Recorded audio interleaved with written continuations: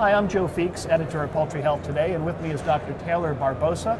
He is a veterinarian and also director of clinical and applied research and diagnostics. That's a long title at Zoetis.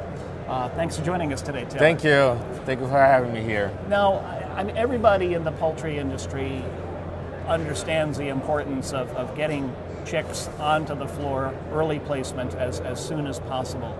But you've been, I understand, looking at some research, some old research, maybe some fairly recent research, just kind of documenting the economic benefits of that. So tell me a little bit about that. That's right, Joe. So actually several research throughout the years have looked at this possibility of you improving your performance, your baby chicks, when you deliver them to the farm as soon as possible after hatch. And what we have done, we have run a few trials in the past 2 years, which will again prove that concept. But then we actually went beyond and tried to look on the literature, whatever has been published before.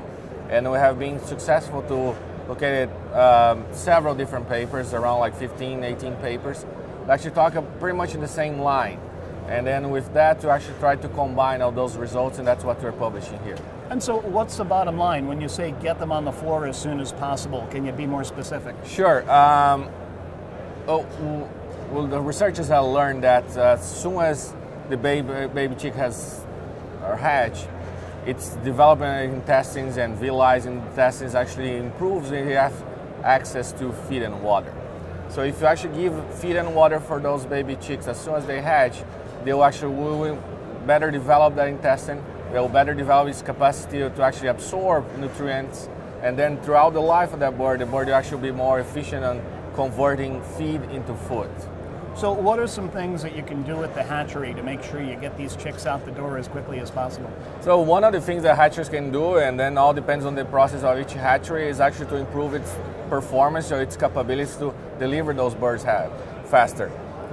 Several hatcheries still, in many developing countries, you still use subcutaneous vaccination. And subcutaneous vaccination. Yeah. So you actually have to hold the birds after they hatch to give time enough for you to handling all the birds one by one and give the subcutaneous vaccination.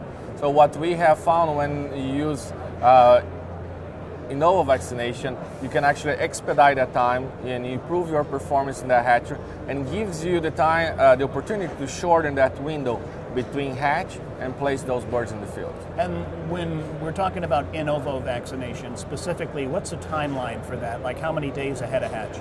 So in vivo vaccination is given anything between 17 days and a half to 19 days and 4 hours, depending on the hatchery location, what size of the egg and type of the industry that we're looking at. And we help to our customers to identify what's the best day to give that vaccination. But anyway, you're gonna give that vaccine anything between 2 to 3 days before they hatch. When we talk about in vivo vaccination, what's the net time savings for in vivo versus subcutaneous?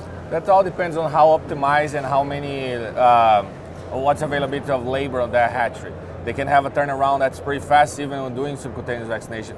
But most hatcheries actually have to hold the birds for anything between 6 to 8 to 18 hours. So we believe that when you do this as a vaccination instead of subcutaneous vaccination, you're going to shorten that window from those 18 hours to probably around 10. Other than getting chicks out onto the floor even sooner, what are some other benefits of in vivo vaccination? So, in vivo vaccination has been used now for 24 years in the industry and has been tremendously successful on delivering the vaccine in the right location for those embryos as they are developing. So the vaccine can actually start replicating and developing immunity before even the birds are actually hatch. We have demonstrated that birds that actually are vaccinated in vivo do perform better than birds that are actually vaccinated subcutaneous at day of age because they're better protected. We have given time for that vaccine to replicate and develop that immunity to an early stage. And is all in vivo technology the same, or are there some new developments with these machines? We believe that all technology can be comparable, but we have to actually look into whatever technology you're using. If you are delivering the vaccine in the right location, that you're not damaging the embryos or hatchability at all, and allowing those birds to be as healthy as possible and immunized as soon as possible. We do believe that the different technologies that are available today in the market, they do different. Each one has its own benefits. Excellent. Well, thanks for explaining that. We've been talking to Taylor Barbosa, Director of Clinical and Applied Research and Diagnostics at Zoetis. Taylor, thanks again for joining us. Thank you. Appreciate it. Thanks.